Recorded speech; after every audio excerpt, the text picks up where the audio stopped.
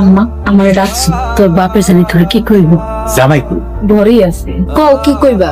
চারিপাশে এত ঋণ করছি, এখন আর কেউ আমাকে ঋণ দিব না। এত ঋণ কেমনে শোধ করবেন? জানি না রে মা, আল্লাহ যদি রহমত করে। কখন কি জন্য ডাকছেন সেটা কোন? অনেক কষ্টে আদাসের চাল আর একটা ছোট মাছের আয়োজন করছি। আবার কোন আপনি নাকি গরু কিনবেন? অগরে যে বড় লোক বইলা তোরে বিয়া দিছি, সেই ভাবটা ঠিক রাখুন লাগবো না? যখন জানতে পারবো আমরা গরিব তখন কি হইব একবার ভাবছেন? তখন কারটা তখন হইব। এর ভিতরে নাজমারে বিয়া দিতে হইব।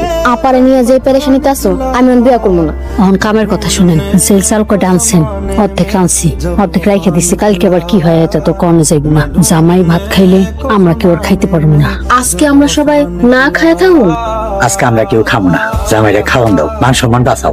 আপনাকে জামাই তো আপনাকে ছাড়া খাইতে বইব না। হ আব্বা, দুলাভাই ঘরে বই আছে, তোমার অল্প কটা হইলো খাওয়া লাগবো। আমার গ্যাস্ট্রিকের সমস্যা আছে বুঝলা, জামাইরে না করবো। আপনি গল্প করে খাইতে পারবেন। তোমার ঘরে থুইয়া গলা দিয়া খাওয়ান নাবো না। তারপরেও খাইতে হইব, নয়তো আপনাকে জামাই রাগ করবো। দুলাভাই একলা বসে আছে। কইরে নাসিমা, কই গেলি? তাড়াতাড়ি জামাইরে খাওয়ান দে। আব্বা আপনি আমগুলোকে খান। বললেও কি ডাক্তারের অর্ডার, শুধু পানি দিয়া ভাত, তরকারি তো খাইতে পারবো না। তরকারি খেতে পারবেন না আপনি? ভিতরে গ্যাস্ট্রিক আলসার হয়ে গেছে। ডাক্তার কি কইছে? 5,000 টাকা ভিজিট দিয়া ডাক্তার দেখাইছি। 5,000 টাকা ভিজিট দিছেন? বিদেশি ডাক্তার। কিরে নাসিমা, জামাইরে খাওয়ান দে তাড়াতাড়ি। দিতাছি। কিরে নাসিমা, ইলিশ মাছ কই? কেমনে যে কই, ইলিশ মাছ বিলায় লয়ে গেছে। এইটা কি হনাইলি? ইলিশ মাছ বিলাই নিয়ে গেছে, এখন জামাই কি দিয়া খাইবো? অন্য একটা মাছ রান্না করছে, এটা দিয়ে এখন খাক। আপনি পরে আরেকদিন ইলিশ মাছ আইনা খাওয়াই দিয়েন। 1.5 কেজি ওজনের ইলিশটা 3500 টাকা দিয়া কিনছিলাম। হায় হায় রে। রিজিকে না থাকলে কি করে, অন্যদিন খামু। আমার টাকা পয়সার কি অভাব আছে, কিন্তু তোমার রিজিকে না থাকলে খাওয়াবো কেমনে? তোমার এত বড় একটা আস্তা গরু কিনে আনতে গেছিলাম, গরুটা কিনা খাওয়াইতে পারলাম না। আব্বা এখন এসব কথা বাদ দেন, খাওয়া শুরু করুন।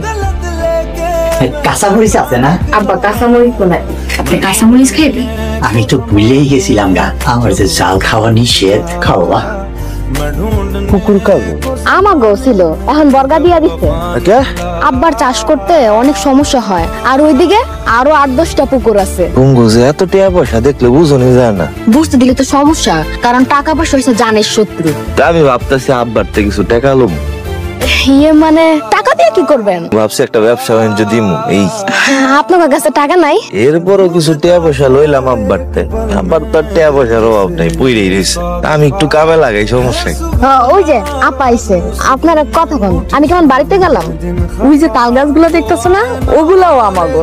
আচ্ছা নাসিমা শোনো, আব্বারে কইবা আমার 1 লাখ টাকা দিতে। 1 লাখ টাকা? 1 লাখ টাকা দিয়ে তুমি কি করবা? ভাবতেছি যে একটা ব্যবসা করু। তোমার আব্বার কাছ থেকে নাও। আমার আব্বার কাছ থেকে টাকা পয়সা লোন যেত না। আমার অল্প কিছু আছে, তোমার আব্বার কাছ থেকে 1 লাখ টাকা লয়ে দাও, দুইটা মিলে একটা ব্যবসা দিয়ে দিব। আব্বার কাছে এখন টাকা আছে কিনা কে জানে?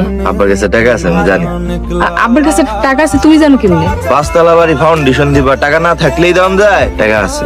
আর তাছাড়া কি আমার লেগে তো গরু কিনতে লইছিল, আর গরু কিনলে পরে জবাই করে খায়া দেয়, গরু শেষ হয়ে যেত, 1 লাখ টাকাও শেষ হয়ে যেত। তার চেয়ে বলা আমার টাকাটা দাও, আমি ব্যবসার কামে লাগাই, 2-1 পয়সা লাভ করি। যেহেতু গরু কেনা হয় নাই, এই টাকাটা আমারে দিয়ে দাও। গরু কিনতে কি লাখ টাকা লাগতো না?